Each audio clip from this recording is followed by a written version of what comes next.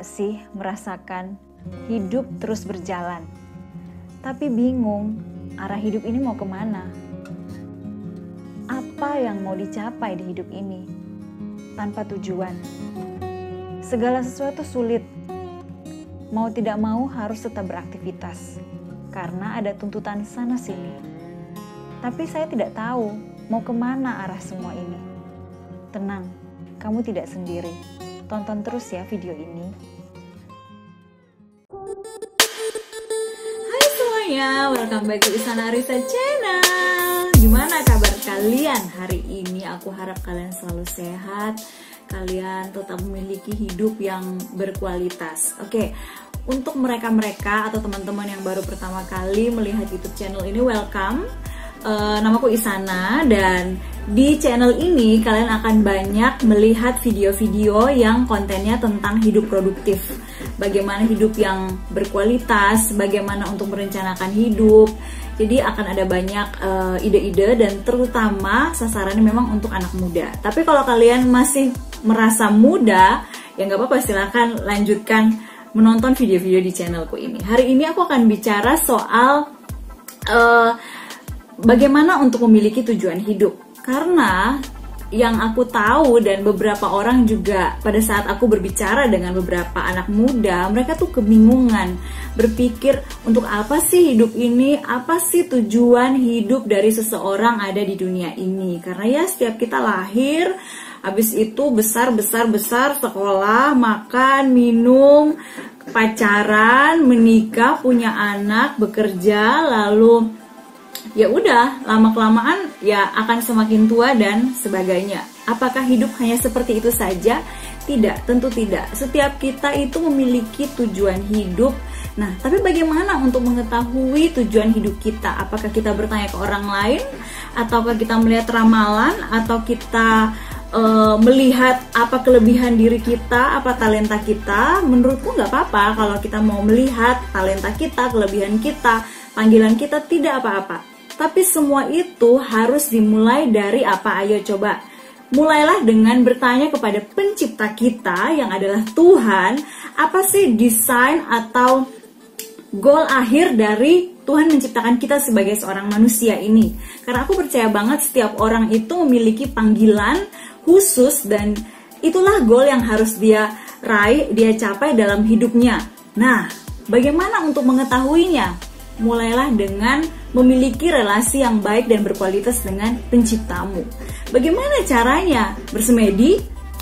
Bukan. Caranya adalah, ayo sama-sama kita memiliki kerinduan, keinginan untuk terus membaca firman Tuhan dan berdoa. Jadi milikilah passion untuk membaca firman Tuhan dan berdoa. Karena sangat-sangat tidak ada ruginya teman-teman untuk kita membaca firman Tuhan, untuk kita berdoa. Malah itu akan semakin baik untuk kita. Karena di masa-masa sekarang ini semakin banyak orang yang stres, semakin banyak orang yang berpikir bingung ya. Aduh, hidup ini nih mau ngapain?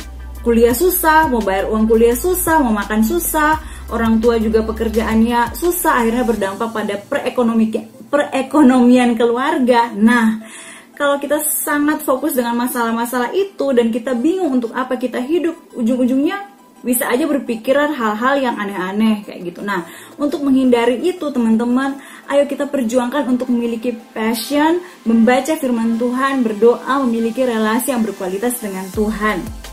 Aduh, malas Kak, gimana caranya untuk memiliki passion itu? Caranya adalah yang pasti komitmen dulu.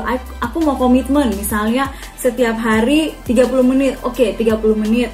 Terus usahakan cari ruangan yang kalian tuh fokus. Kalian benar-benar sendiri dan bisa benar-benar fokus di situ dengan Tuhan. Karena kan kalau dengan orang lain kita berdoa, menyanyi, angkat tangan itu kadang mungkin malu ya. Jadi carilah ruangan yang khusus untuk kalian sendiri bersama Tuhan di situ. Tapi kalau misalnya rumahku ini tidak ada tempat yang begitu gimana, tidak memungkinkan untuk sendiri karena misalnya sekamar berdua sama saudara atau teman, bagaimana? Oke, kita bisa keluar, cari tempat-tempat yang memang menolong kita supaya kita ini benar-benar bisa fokus. Keluar kemana? Ya, carilah tempat misalnya di depan rumah atau di belakang rumah atau mungkin di sekitar rumahmu ada tempat-tempat kayak taman gitu. Nah, Aku ini tinggalnya bukan di desa ya, aku tinggalnya di kota dan di kompleks. Nah, di sekitar kompleksku ini ada bagian-bagian tempat-tempat yang memang masih dalam pembangunan. Jadi masih ada bagian-bagian hijaunya. Di situ aku sering menggunakan untuk membangkitkan passion atau membangkitkan kegairahan untuk membaca firman Tuhan. Tapi baca firmannya di rumah kayak gitu. Nah, itu mungkin tips dari aku untuk terus memperjuangkan memiliki passion membaca firman Tuhan. Semangat ya teman-teman.